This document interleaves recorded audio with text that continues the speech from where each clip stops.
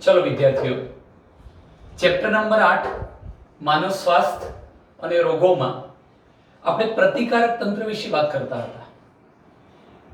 જન્મજાત પ્રતિકારકતા અને ઉપાર્જિત પ્રતિકારકતા એમ બે પ્રકારની પ્રતિકારકતાઓની આપણે ચર્ચા કરી ચૂક્યા છીએ. આજે આપણે ઉપાર્જિત પ્રતિકારકતાના બે પ્રકારો સમજવા છે. તો ઉપાર્જિત પ્રતિકારકતાને આપણે બે પ્રકારમાં વહેંચી શકીએ. આ બે પ્રકારો કયા છે? ઉપાર્જિત પ્રતિકારકતાના મુખ્ય બે પ્રકારોમાં આપણે એક લખી શકીએ સક્રિય ઉપાર્જિત પ્રતિકારકતા. સક્રિય ઉપાર્જિત પ્રતિકારકતા અથવા માત્ર સક્રિય પ્રતિકારકતા પણ કહી શકાય.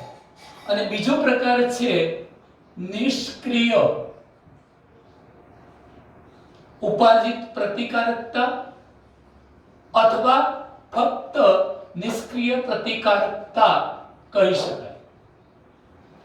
હવે મિત્રો, સક્રિય ઉપાર્જિત પ્રતિકારકતા એટલે શું? તો આની અંદર આપણે એવું કહી શકીએ કે જો યજમાન દેહ અથવા યજમાન શરીર કોઈ પણ વ્યક્તિ પોતે એન્ટીજનના સંપર્કમાં આવે, એન્ટીજનના સંપર્કમાં આવીને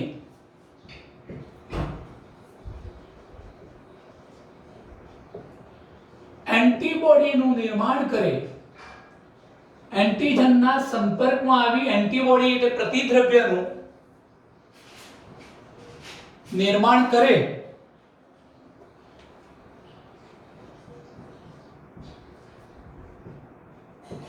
તો તેને અથવા તે પ્રતિકારકતાને સક્રિય ઉપાર્જિત પ્રતિકારકતા કહેવાય. આનો અર્થ એવો થયો કે કોઈ એક વ્યક્તિનું શરીર છે, એની અંદર જ્યારે કોઈ પણ પ્રકારનો રોગકારક પ્રવેશે છે, રોગકારક જેને આપણે એન્ટીજન કહીશું.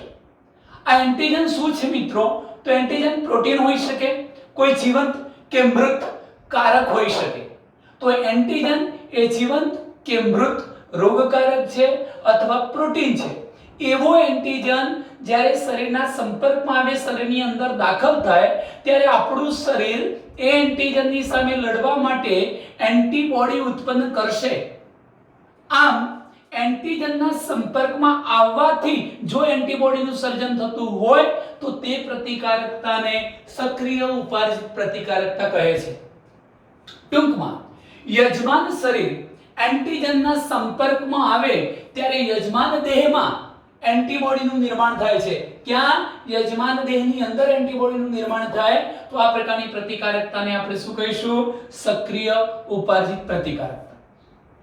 નિષ્ક્રિય ઉપાર્જિત પ્રતિકારકતામાં એવું કહી શકાય કે યજમાન શરીર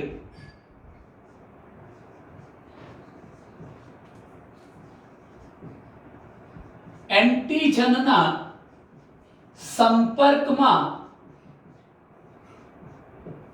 આવ્યા વગર એન્ટીજનના સંપર્કમાં ન આવે, એન્ટીજનના સંપર્કમાં આવ્યા વગર જ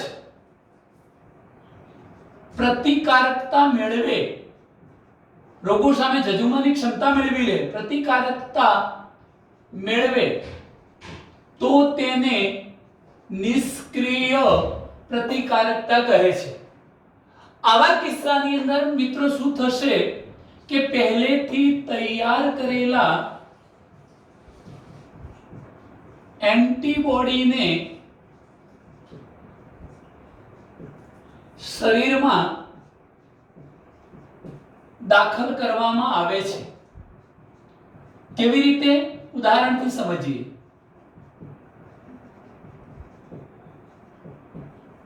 ચાલો ધારો કે કોઈ એક અન્ય વ્યક્તિ લઈએ, કાં તો અન્ય કોઈ પ્રાઇમેટ શ્રેણીનું સભ્ય લઈએ, અન્ય કોઈ બીજો વ્યક્તિ લઈએ. એ વ્યક્તિના શરીરની અંદર એન્ટીજનને દાખલ કરીએ છીએ. એટલે સ્વાભાવિક છે કે જે વ્યક્તિના શરીરમાં એન્ટીજનને દાખલ કરવામાં આવ્યો છે એ વ્યક્તિ એન્ટીબોડી ઉત્પન્ન કરશે. હવે ત્યાંથી એ એન્ટીબોડી કાઢી લઈ અને કોઈ અન્ય વ્યક્તિના શરીરમાં દાખલ કરવામાં આવે છે તો આ જે અન્ય વ્યક્તિ થયો એનું શરીર એન્ટીજનના સંપર્કમાં આવ્યું નથી અને છતાં એને તૈયાર એન્ટીબોડીને મેળવી લીધા છે. ભવિષ્યમાં એ પ્રકારના રોગકારક સામે એ શું કરી શકે? લડી શકે. અથવા તાત્કાલિક ધોરણે પ્રવેશેલા એન્ટીજન સામે હવે એનું શરીર લડવા માટે સક્ષમ હશે તો તે પ્રતિકારકતાને શું કહેવાય? નિષ્ક્રિય પ્રતિકારકતા. ટૂંકમાં કોઈ વ્યક્તિને આપણે તૈયાર એન્ટીબોડી આપી દઈએ છીએ અને એના કારણે એની પ્રતિકારકતામાં વધારો થઈ જાય છે અને રોગો સામે ઝઝૂમે છે તો તેને નિષ્ક્રિય પ્રતિકારકતા કહેવાય, કારણ કે એનું શરીર એન્ટીજનના સંપર્કમાં આવતો નથી, તૈયાર એન્ટીબોડી મેળવે છે. અહીં જુઓ કે જો યજમાન શરીર એન્ટીજનના સંપર્કમાં આવે અને એન્ટીબોડીનું નિર્માણ કરે તો તે પ્રતિકારકતાને સક્રિય ઉપાર્જિત પ્રતિકારકતા કહે છે. આનો મતલબ એ થયો કે ધારો કે મારા શરીરમાં એન્ટીજનને દાખલ કરવામાં આવે છે એટલે મારું શરીર એ રોગકારક સામે લડવા માટે એન્ટીબોડી ઉત્પન્ન કરે છે. એનો મતલબ કે મારું શરીર એન્ટીજનના સંપર્કમાં આવી ચૂક્યું છે અને પછી એને એન્ટીબોડી સર્જાય છે તો મેં કેળવેલી આ પ્રકારની જે પ્રતિકારકતા છે એને શું કહેવાય? સક્રિય ઉપાર્જિત પ્રતિકારકતા. પરંતુ યજમાન શરીર એન્ટીજનના સંપર્કમાં આવતું નથી, આવ્યા વગર પ્રતિકારકતા મેળવી લે છે. કેવી રીતે? તો પહેલથી તૈયાર કરેલા એન્ટીબોડી એના શરીરમાં દાખલ કરવામાં આવે છે, એને શું કહેવાય? નિષ્ક્રિય ઉપાર્જિત પ્રતિકારકતા. મેં તમને કહ્યું એમ એન્ટીજન શું છે મિત્રો? એ જીવંત, મૃત કે નિષ્ક્રિય સ્વરૂપે હોય છે. એન્ટીજન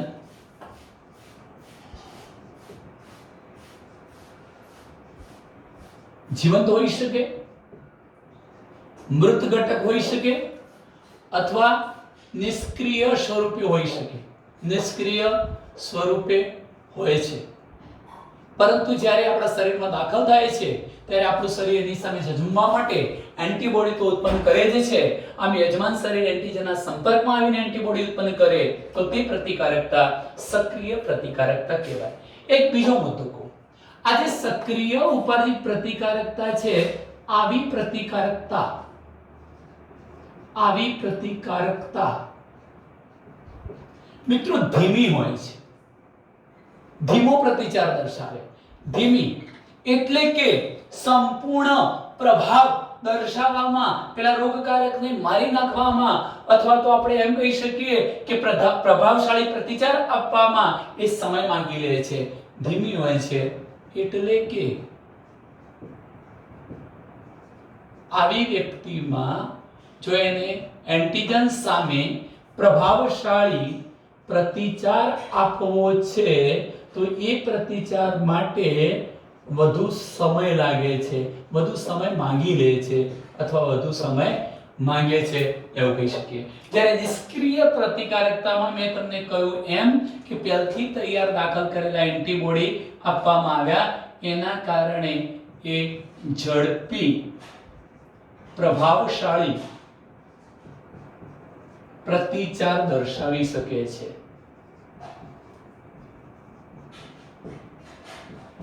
કેટલાક ઉદાહરણોની પણ આપણે વાત કરવી છે સક્રિય ઉપાર્જિત પ્રતિકારકતા તેમજ નિષ્ક્રિય પ્રતિકારકતાની.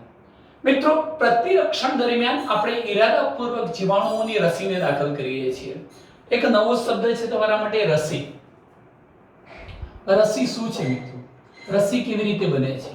તો આ રસીની બનાવટમાં હું અહીંયા એક શબ્દ લખું છું, મારી નાખેલા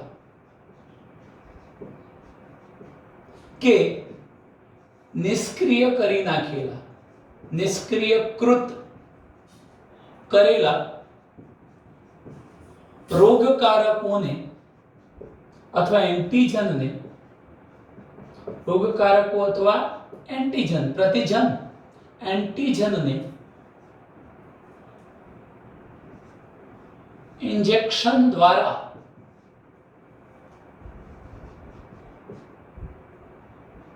શરીરમાં દાખલ કરવામાં આવે છે,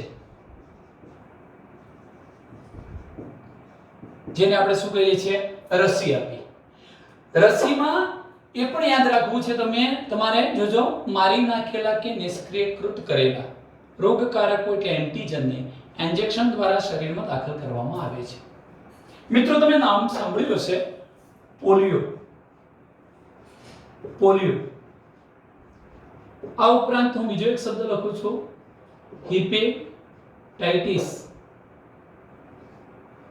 આ રોગો વિશે આપણે જાણીએ છીએ, હેપેટાઇટિસ બી, હેપેટાઇટિસ વગેરે. તો પોલિયો અને હેપેટાઇટિસ જેવા રોગો જે રોગકારકોથી થાય છે, એ રોગકારકને મારી નાખીને કે નિષ્ક્રિયકૃત કરીને રસી સ્વરૂપે જ્યારે આપણા શરીરમાં દાખલ કરવામાં આવે છે, ત્યારે એ મૃત કે નિષ્ક્રિય કરેલા જે રોગકારકો સ્વરૂપના એન્ટીજન શરીરમાં દાખલ થયા છે, એની સામે ઝઝુમવા માટે આપણું રોગ પ્રતિકારક તંત્ર એન્ટીબોડી ઉત્પન્ન કરી દે છે. પરંતુ મિત્રો, એ એન્ટીબોડી એ વખત વપરાતા નથી, કેમ કે જેને મારવા માટે તે ઉત્પન્ન થયા છે એ ઓલરેડી નિષ્ક્રિય કે મૃત એન્ટીજન છે. એટલે એવા એન્ટીબોડી આપણા શરીરની અંદર એકત્રિત રહે છે. ઉપરાંત તમને કહી દઉં, હું રસીકરણમાં આ બાબતને સમજાવું છું કે ધારો કે આ એક એન્ટીજન છે અને એ એન્ટીજનને મૃત કરી દીધો છે, મારી નાખેલો છે, નબળો કરી દીધો છે, અને એને જ્યારે આપણે રસી સ્વરૂપે શરીરમાં દાખલ કરીએ છીએ, રસી સ્વરૂપે આપણે એને શરીરની અંદર દાખલ કરીએ છીએ, ત્યારે શું ઘટના બને છે કે આપણું જે શરીર છે એમાં રોગ પ્રતિકારક તંત્રના ખાસ કરીને બી કોષો, મિત્રો, આ બી કોષો ઝડપથી કોષ વિભાજન શરૂ કરે છે અને ઝડપથી કોષ વિભાજન શરૂ કરીને અનેક બી કોષોનું સર્જન કરે છે. તમે જાણો છો કે એમાંના ઘણા બધા બી કોષો શું ઉત્પન્ન કરે છે? એન્ટીબોડી ઉત્પન્ન કરે છે. ધારો કે એમણે આ પ્રકારના, મેં સિમ્બોલિક ફિગર દોરી છે મિત્રો, આ પ્રકારના એને શું ઉત્પન્ન કરી લીધા? એન્ટીબોડી ઉત્પન્ન કર્યા. આ પ્રકારે ઉત્પન્ન થતા જે એન્ટીબોડીઝ છે એ હવે સંપૂર્ણપણે વપરાતા નથી, કારણ કે આ બેક્ટેરિયા અથવા આ રોગકારક ઓલરેડી કેવો છે? મૃત છે, રસી સ્વરૂપે જેને આપણા શરીરની અંદર દાખલ કર્યો છે. હવે શું થવાનું? જોજો કે આ અનેક બી કોષો સર્જાયા, એમાંના કેટલાક બી કોષો તો સ્મૃતિ કોષો તરીકે વર્તવાના છે. એનો મતલબ કે તેઓ પ્રવેશેલા એન્ટીજનનો પ્રકાર યાદ રાખી શકશે, આ એન્ટીજન કેટલું શક્તિશાળી છે, એને મારવા માટે કેટલા એન્ટીબોડીની જરૂરિયાત રહેશે, કેટલા દિવસમાં મળશે, આ બધી જ મેમરી કોણ યાદ રાખશે? બી કોષો. હવે મિત્રો યાદ રાખો કે જ્યારે આ આપણે પોલિયો કે હેપેટાઇટિસ બી ની રસી લીધી છે, આ પોલિયો કે હેપેટાઇટિસ બી માટે જવાબદાર રોગકારક હતો, એને નિષ્ક્રિયકૃત નબળો કરી અને રસી સ્વરૂપે શરીરમાં દાખલ કરવામાં આવ્યો, ત્યારે આપણા શરીર દ્વારા આ પ્રકારના એન્ટીબોડી ઉત્પન્ન થયા અને બાકીના સ્મૃતિ કોષો એટલે બી કોષો બાકીના ઉત્પન્ન થયા. પરંતુ હવે શું થવાનું કે જ્યારે વાસ્તવિક સ્વરૂપે, હું આ એક અગત્યનો શબ્દ લખું છું કે વાસ્તવિક રીતે આપણને જ્યારે ચેપ લાગવાનો, વાસ્તવિક ચેપ લાગશે, વાસ્તવિક ચેપનો મતલબ કે જ્યારે આપણને પોલિયો માટેનો કે હેપેટાઇટિસ બી માટેના વાસ્તવિક ચેપની અસર થવાની, એટલે એ એન્ટીજન જીવંત અવસ્થામાં આપણા શરીરની અંદર દાખલ થવાનો, ત્યારે આપણને રોગ કરી શકતો નથી. કેમ? કારણ કે પેલા સ્મૃતિ કોષો ખૂબ ઝડપથી વારંવાર બી કોષોને વિભાજન કરવાનું કહેશે, અનેક બી કોષો સર્જાવાના, સાથે સાથે બી કોષો દ્વારા એન્ટીબોડી પણ ઉત્પન્ન થતા રહેવાના, વધુ પ્રમાણમાં એન્ટીબોડી પણ ઉત્પન્ન થશે, વધુ પ્રમાણમાં બી કોષો પણ ઉત્પન્ન થયા, એ વધુ પ્રબળતાથી હુમલો કરશે અને પરિણામે એ પોલિયો કે હેપેટાઇટિસ જેવા રોગને થવા દેતા નથી મિત્રો. તો પ્રતિરક્ષણ દરમિયાન ઈરાદાપૂર્વક જે જીવાણુની રસી દાખલ કરવામાં આવે છે એ પ્રતિકારકતા પણ કેવી કહેવાય? સક્રિય પ્રતિકારકતા. પ્રતિરક્ષણ દરમિયાન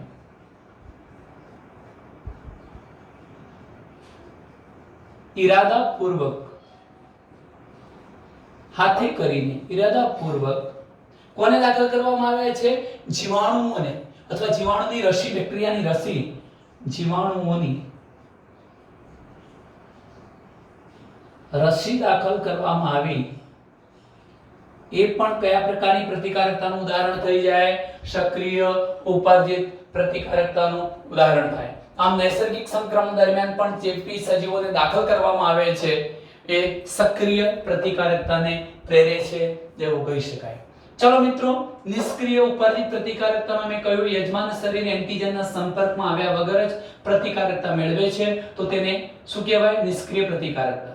એમાં શું કરવામાં આવે છે? તૈયાર કરેલા એન્ટીબોડીને યજમાન શરીરમાં દાખલ કરવામાં આવે છે, જે ઝડપી પ્રભાવશાળી પ્રતિચાર આપી શકે છે.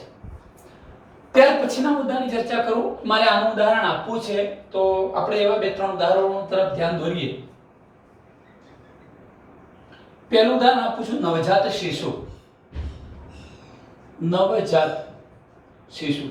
નવજાત શિશુ મિત્રો, તમે જાણતા હશો, તાજું જન્મેલું બાળક. પ્રસૂતિની પ્રક્રિયા દ્વારા જ્યારે બાળકનો જન્મ થાય છે ત્યારે ડોક્ટર એને શરૂઆતના દિવસોનું ધાવણ અથવા તો દૂધ ખાસ આપવાનું કહે છે. કેમ?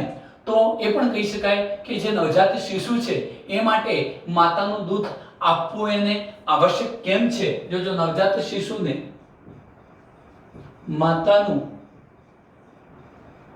દૂધ આપવું આવશ્યક છે. કેમ આવશ્યક છે? તો જોજો, દુગ્ધ સ્ત્રવણના એટલે દૂધનો જ્યારે સ્તન ગ્રંથિમાંથી સ્ત્રાવ થાય છે, દુગ્ધ સ્ત્રવણના શરૂઆતના દિવસોમાં, પ્રસૂતિ બાદ તરત જ શરૂઆતના દિવસોમાં પીળાશ પડતો દૂધનો સ્ત્રાવ થાય છે, જેને સામાન્ય રીતે આપણે કોલોસ્ટ્રમ હોય છે દૂધમાં, એવું કહી શકાય. નવજાત શિશુ માટે માતાનું દૂધ આવશ્યક છે, કારણ કે દુગ્ધ સ્ત્રવણના પ્રારંભિક દિવસોમાં સ્તન ગ્રંથિમાંથી જે દૂધનો સ્ત્રાવ થાય છે એ પીળાશ પડતું પ્રવાહી છે, જેને આપણે કોલોસ્ટ્રમ કહીશું. અને આ જે કોલોસ્ટ્રમ છે એની અંદર એન્ટીબોડી આવેલા હોય છે, માતાએ તૈયાર કરેલા, માતામાં ઉત્પન્ન થયેલા એન્ટીબોડી હોય છે. કયા એન્ટીબોડી? તો આ ટૂંકો પ્રશ્ન. IgA નામનો એન્ટીબોડી હોય છે. તેથી ભવિષ્યમાં બાળકને રોગો થતા નથી, અને માટે જ ડોક્ટર એવી સલાહ આપતા હોય છે કે પ્રસૂતિ બાદ દુગ્ધ સ્ત્રવણના શરૂઆતના દિવસોમાં જે પીળાશ પડતું પ્રવાહી બહાર આવે છે, દૂધ બહાર આવે છે, એનું બાળક સેવન કરે. ચાલો, આ ઉપરાંત એક બીજો મુદ્દો તમને કહું કે ગર્ભાવધિ કાળ દરમિયાન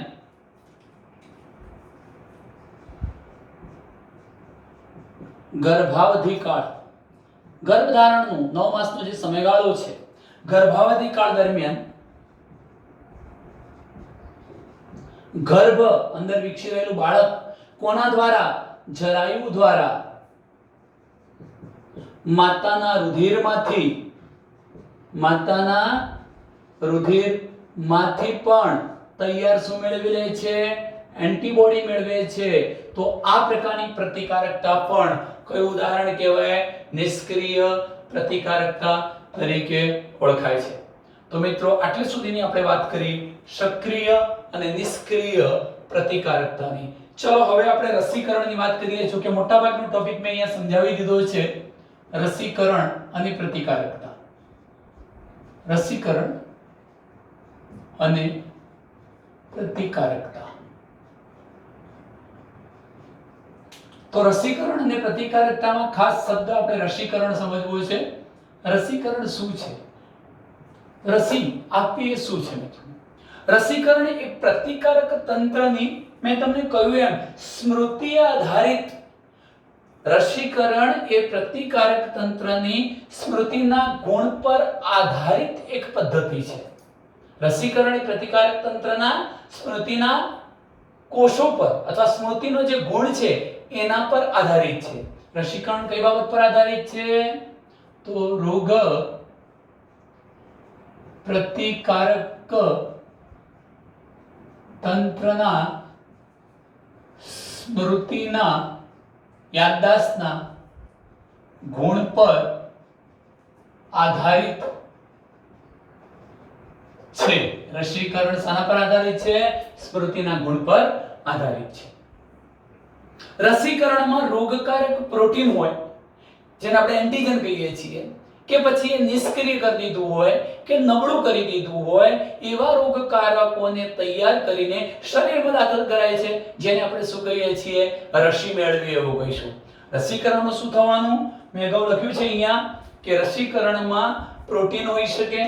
જુઓ, રસીકરણમાં રસી મેળવી એનો મતલબ શું? રસી આપવી એનો મતલબ શું? રસીકરણમાં રોગ માટે જવાબદાર હતું એવું રોગકારક પ્રોટીન શરીરમાં દાખલ કરવામાં આવે, એને મૃત અવસ્થામાં અને નિષ્ક્રિય કરી દીધેલું હોય, જીવંત ન હોય, ટૂંકમાં નિષ્ક્રિય સ્વરૂપે તૈયાર કરી શરીરમાં દાખલ કરવામાં આવે છે, જેને આપણે શું કહીશું? રસી. રસી શું છે? તો રસી કેવી રીતે બને છે? જે રોગ માટેની આપણે રસી લેવાની હોય એ રોગ માટે જવાબદાર એવા રોગકારકને લેવાનો. એ રોગકારક પ્રોટીન સ્વરૂપે હોઈ શકે, એને મૃત મારી નાખવો કાં તો નબળો કરી નિષ્ક્રિય કરી દેવો અને ઇન્જેક્શન દ્વારા એને શરીરની અંદર દાખલ કરી દેવામાં આવે છે. આ એન્ટીજન વિરુદ્ધ શરીરમાં શું ઉત્પન્ન થવાનું? એન્ટીબોડી. હવે આ એન્ટીજન તો ભલે મારી નાખેલો કે નબળો કરેલો હતો, તો આ એન્ટીજન વિરુદ્ધ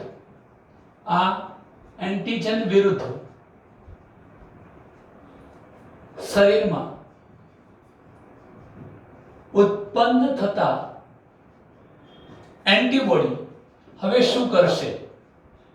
આ તો નબળા કે મારી નાખેલા છે એટલે તાત્કાલિક એને મારવામાં એનો ઉપયોગ થવાનો નથી, પણ આ પ્રવેશેલા એન્ટીજનની સામે શરીર દ્વારા ઉત્પન્ન કરાયેલા જે એન્ટીબોડી હતા એ ક્યારે ઉપયોગી બનશે? જ્યારે વાસ્તવિક ચેપ લાગે છે ત્યારે રોગકારકની અસરને નાબૂદ કરી દે છે. જ્યારે વાસ્તવિક ચેપ લાગવાનો, વાસ્તવિક ચેપનો મતલબ કે મૃત સ્થિતિમાં કે નિષ્ક્રિય સ્થિતિમાં નહીં, જેને આપણે દાખલ કરેલા રસી એ સ્વરૂપે નહીં, પણ જીવંત રોગકારક એન્ટીજન હવે જ્યારે વાસ્તવિક ચેપ લગાડશે ત્યારે વાસ્તવિક ચેપ લાગે તે દરમિયાન રોગકારક સામે હુમલો કરવામાં ઉપયોગી બને છે. રોગકારક સામે હુમલો કરી રોગકારકની અસરને નાબૂદ કરે છે.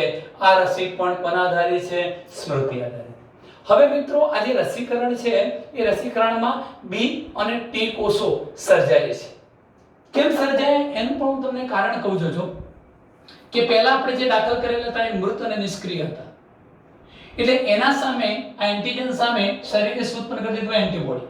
હવે એન્ટીબોડી વપરાતા નથી, પણ જ્યારે વાસ્તવિક ચેપ લાગવાનો છે એ દરમિયાન રોગકારક સામે હુમલો કરશે, રોગકારકની અસરને નાબૂદ કરશે. રોગકારકની અસરને તેઓ નાબૂદ કરે છે. કેવી રીતે નાબૂદ કરે છે? તો એમ કહી શકાય કે જ્યારે આ રસીકરણ થાય છે, રસીકરણ થાય ત્યારે ઉત્પન્ન થતા જે બી કોષો છે અને બીજા કોણ? ટી કોષો. તમે જાણતા હશો કે ટી કોષો બી કોષોને એન્ટીબોડી ઉત્પન્ન કરવા માટે ઉત્તેજે છે અને આ બી કોષો પેલા એન્ટીજન વાસ્તવિક એન્ટીજનના સંપર્કમાં આવી હવે વધુ સંખ્યામાં શું ઉત્પન્ન કરી દેશે? એન્ટીબોડી. અને એની સાથે સાથે કેટલાક બી કોષો સ્મૃતિ કોષો તરીકે પણ વર્તશે અને એ જે રસી સ્વરૂપે મૃત મારી નાખેલા નબળા કરી નાખેલા બેક્ટેરિયા કે અન્ય રોગકારકો એન્ટીજન હતા આ પણ એના જેવો જ છે એવી એની પરખ કરી લેશે. કેટલો શક્તિશાળી છે અને મારવા માટે કેટલા એન્ટીબોડીની જરૂરિયાત છે એ પણ જોશે.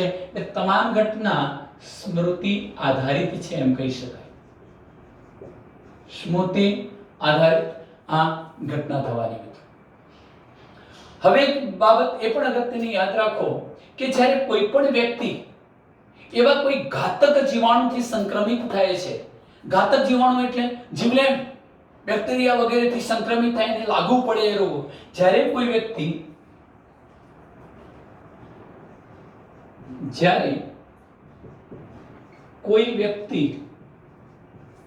ઘાતક વધુ અસર કરી શકે એવા ઘાતક જીવાણુથી અસરગ્રસ્ત થાય અથવા ચેપગ્રસ્ત થાય ત્યારે એને ઇમરજન્સી ધોરણે, ત્યારે એને તાત્કાલિક ધોરણે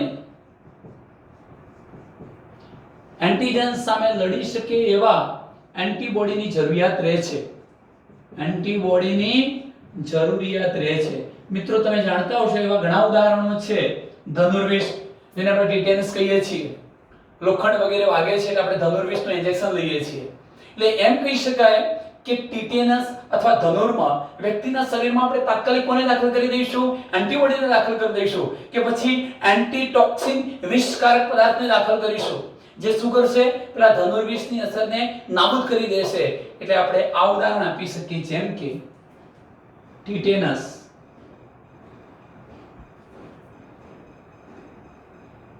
ધનુર્વિષ, ટીટેનસ અથવા ધનુર્વિષ સામે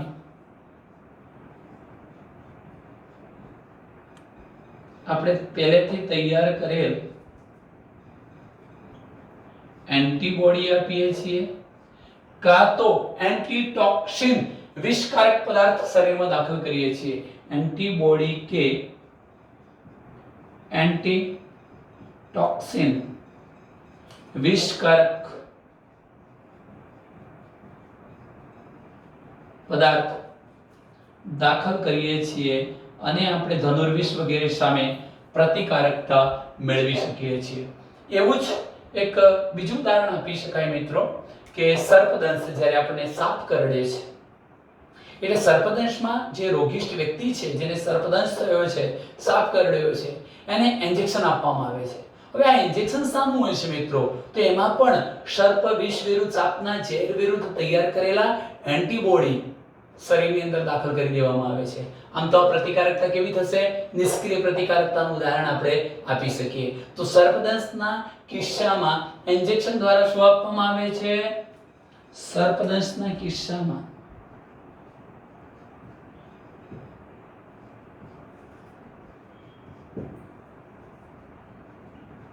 સર્પ વિષ, સાપના વિષ વિરુદ્ધ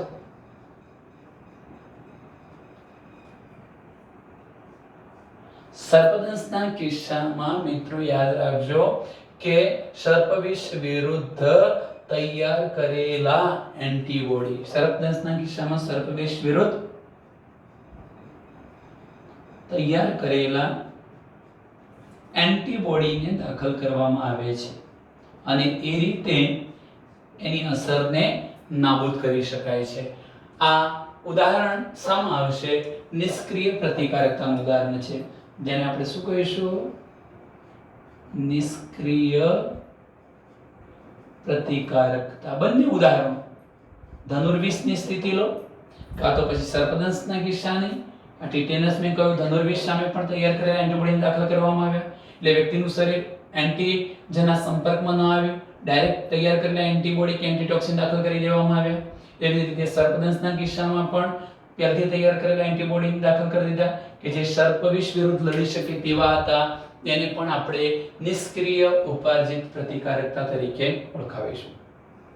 હવે મિત્રો વધુ માત્રામાં આ રસી ઉપલબ્ધ થાય તે હેતુસર વૈજ્ઞાનિકોએ રિકોમ્બિનન્ટ ડીએનએ ટેકનોલોજી, તમે જાણતા હશો રિકોમ્બિનન્ટ ડીએનએ ટેકનોલોજી, જેને આપણે પુનઃસંયોજિત ડીએનએ ટેકનોલોજી કહીશું. આ પુનઃસંયોજિત ડીએનએ ટેકનોલોજીમાં શું કરવામાં આવે? એક મારે તમને ઉદાહરણ પણ આપવું છે કે હેપેટાઇટિસ બી ની જે રસી છે, એ લખી શબ્દ હેપેટાઇટિસ